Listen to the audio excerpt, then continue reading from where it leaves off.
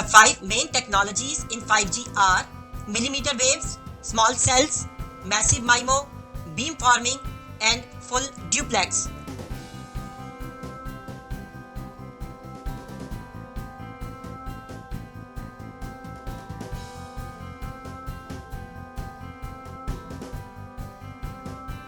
We know length of an antenna is half of the wavelength of the waves it emits. Also, wavelength is inverse of frequency. So, higher the frequency in 5G, for example millimeter waves, smaller will be the size of antenna. If the size of antenna is small, we can fit many more antennas into one array.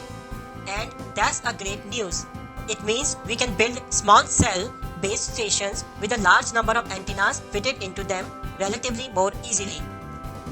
4G base stations have about a dozen antenna ports. These ports manage all the cellular traffic. Out of the 12, 8 ports are for transmitters and 4 ports are for receivers.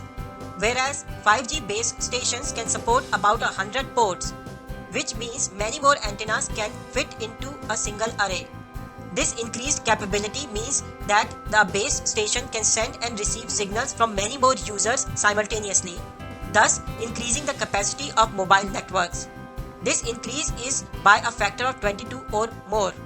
Simultaneously using 2 or more antennas for input and output signals, that is receiving and sending signals, is called as MIMO, which stands for multiple input, multiple output. In massive MIMO, dozens of antennas are used in a single array. Hence, the word massive is used along with the concept of MIMO. In fact, the most commonly seen definition of massive MIMO is that it is a system where the number of antennas exceeds the number of users. In practice, it is called massive when there are 64 or more logical antenna ports in an array in a base station. MIMO has big limitation. Antennas send signals in every direction at once.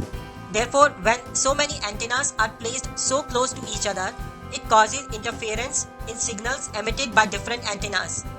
To address this challenge, we use another technology called as beamforming.